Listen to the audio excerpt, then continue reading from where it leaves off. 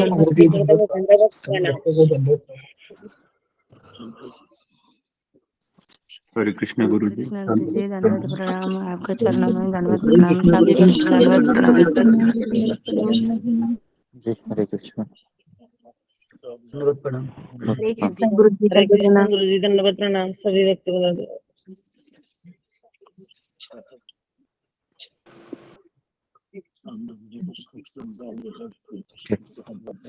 ओम ज्ञानतिमिरन्धस्य ज्ञानाञ्जनशलाकया चक्षुरुन्मिलितं येन तस्मै श्री गुरुवे नमः। जय श्री कृष्ण चैतन्य प्रभु नित्यानंद श्री अद्वैत गदाधर श्रीवासादि गौर भक्तवृंद। हरे कृष्ण कृष्ण कृष्ण हरे हरे, हरे राम राम राम हरे हरे।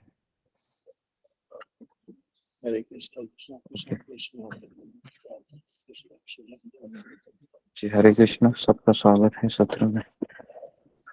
हरे कृष्ण गुरु जी दंडवत प्रणाम। सभी भक्तों को दंडवत हरे कृष्ण गुरु जी दंडवत प्रणाम। सभी भक्तों को दंडवत प्रणाम। ओके हरे कृष्ण। तो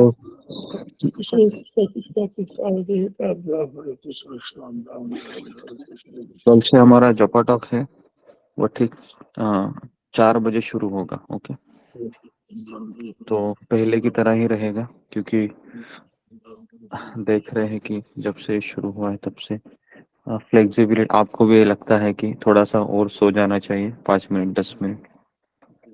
तो इसके लिए 4 बजे ठीक शुरू करेंगे। उसके बाद फिर मैं मेरी सेवा में जाऊंगा और थोड़े समय के बाद आ जाऊंगा।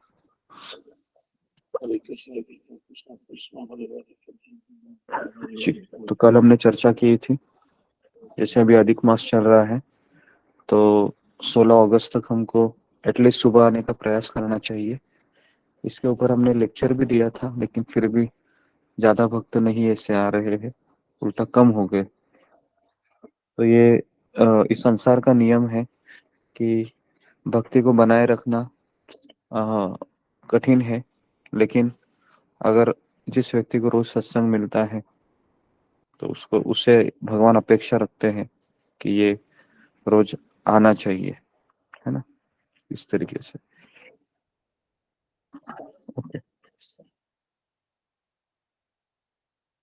तो कल हमने चर्चा की थी कि जी कल किसके ऊपर हमने चर्चा की थी, बताओ कौन बताएंगे? हाँ जी, किस पे चर्चा की थी? पूजा डिमरी। हरे कृष्ण गुरु जी दंडवत प्रणाम। कल आपने बताया था गुरु जी भगवान के नाम में और उनमें साक्षात भगवान में कोई अंतर नहीं है।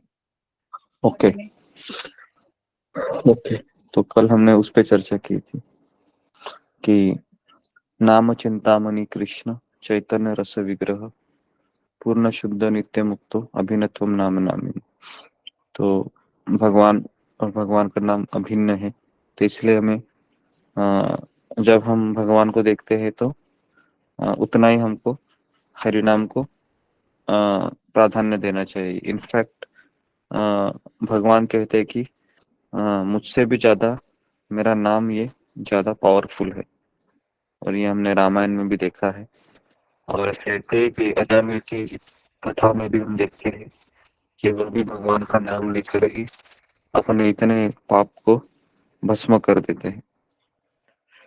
लेकिन ये नाम जप करने का विधि भी हमको समझना चाहिए कि एक समय ऐसा आ जाता है भक्ति में कि हमें संघर्ष करना बहुत ज्यादा हो जाता है, और उस समय हम भक्तों के सत्संग के ऊपर ज्यादा निर्भर होते हैं। क्योंकि हमको पता है अगर मैं सुबह उठने के बाद अगर मुझे जप करना है तो मैं अकेला नहीं कर सकता हूँ। कर भी चाहूंगा तो 2 दिन 4 दिन 6 दिन, है ना, उसके बाद तो इस संसार की शक्ति माया देवी इतनी प्रबल है कि हम अकेले जप कर नहीं सकते हैं, है ना। तो मैं जब जहाज में था 6 महीना 5 महीना, मुझे याद है कि अकेले जप करना कितना कठिन हो जाता था मेरे लिए भी, है ना। लेकिन एक भगवान का कृपा था कि मैं हमेशा मेरे गौर को मैं लेके जाता था जहाज में और उनकी सेवा करता था। और उसके बाद गुरुदेव का हमेशा फोटो मेरे सामने रहता था और हमेशा उनके सत्संग में सुन के अपने आप को मोटिवेट करता था। लेकिन इसको भी बहुत संघर्ष में होता था, क्योंकि 5 महीना 4 महीना ऐसी जगह पे रहना जो एक तरीके से नरक की तरह है, और वहां पर एक रोज सुबह 4 बजे उठकर 16 माला जप करते रहना, है ना, ये बहुत चैलेंजिंग होता था मेरे लिए। और हमेशा मुझे ऐसा लगता था कि कब यहाँ से मैं निकल जाऊं और भक्तों के बीच चला जाऊं, है ना।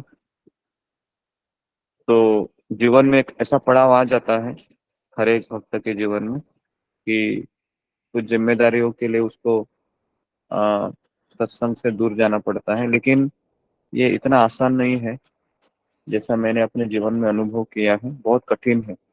अच्छे अच्छे भक्त लोग भी चले जाते हैं सत्संग से दूर जाने के बाद, क्योंकि वो माया देवी का जो प्रभाव है वो इतना पावरफुल है, हम उसको झेल नहीं पाएंगे, है ना। जैसे अभी मेरे यहाँ पर एक नदी है, वैतरणा नदी है, बगल में ही है। तो मैं रोज जाता हूँ वहां पर देखने के लिए कितना पानी हो गया है।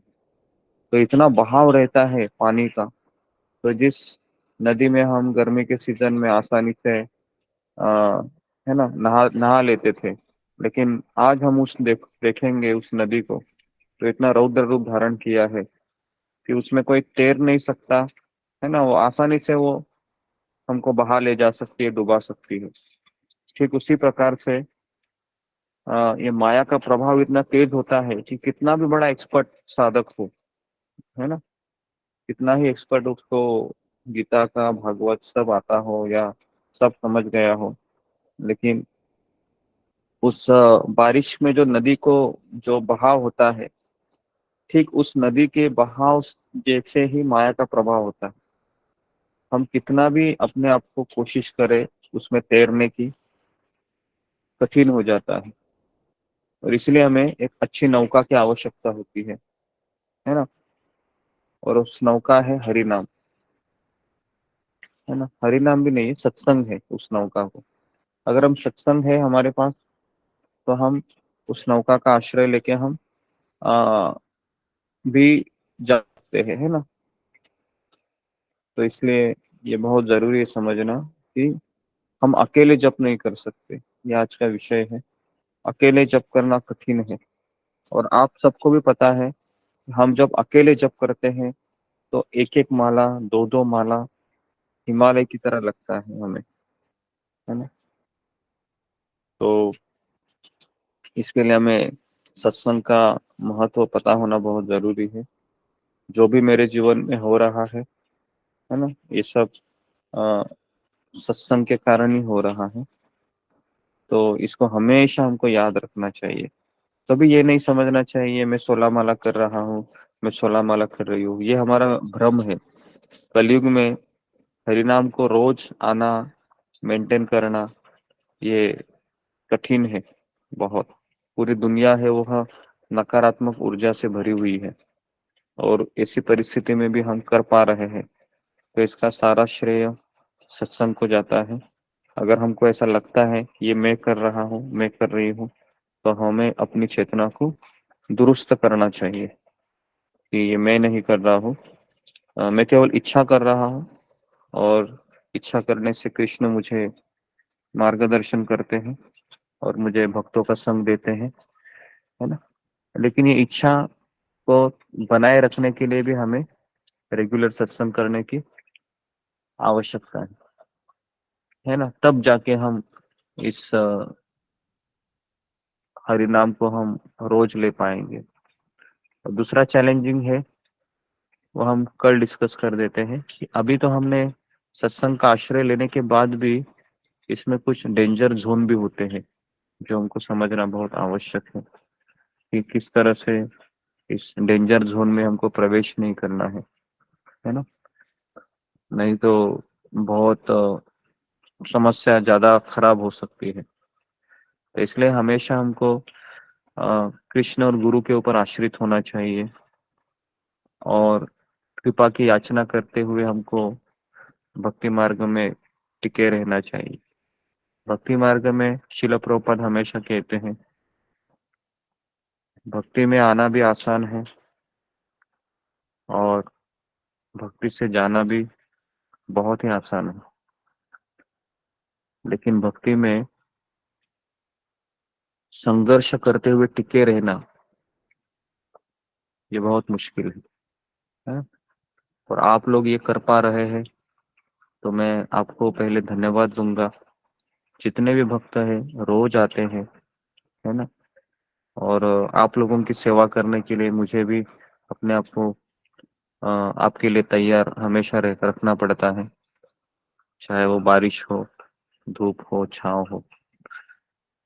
तो आप इसका कृपया करके गंभीरता से इसको ग्रहण कीजिए।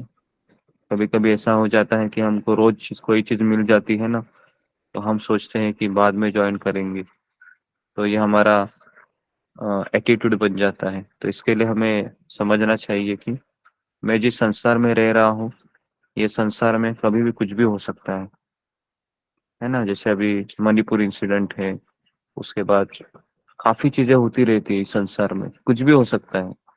क्या पता हमारी चेतना तब कैसी रहेंगी, है ना। तो इसलिए हमें रोज अपने आप को अ, सत्संग में आके अपनी भावना को बनाए रखना है। ठीक है, तो यहाँ पर मैं रुकता हूँ। तो हम हमेशा 108 जो हमारे मनी होते हैं एक माला, उसमें हम 25 मनी के ऊपर ध्यान लगाएंगे। ओके, और कल से हमारा जपा टॉक 4 बजे होगा, इसका आप नोट कीजिए। ठीक है, अगर 4 बजे के बाद अगर आप आ जाएंगे, क्योंकि आप ये मत सोचिए कि मैं अभी, आज भी मैं जल्दी आया था लेकिन फिर भी मैं थोड़ा सा लेट किया, तो कल से ऐसा नहीं होगा। कल से जपा टॉक 4 बजे ही होगा और 5 8 10 मिनट मैक्सिमम, उसके बाद हम जपा करेंगे। ठीक है, ओके। तो 25 मनी पे हमको ध्यान देना है अच्छे से, और कोशिश करना है कि मैं करते रहूं 16 माला तक, छोड़ना नहीं है ना। अपने आप को संघर्ष करना है। अगर आप संघर्ष को छोड़ दिए तो आप सुबह उठ के भी ज्यादा फायदा नहीं होगा। हम उस चीज को फिर भूल जाएंगे उस चीज को। ठीक है, हरे कृष्णा कृष्ण कृष्ण हरे हरे, हरे राम गुरु जी हरे धन्यवाद। कृष्ण।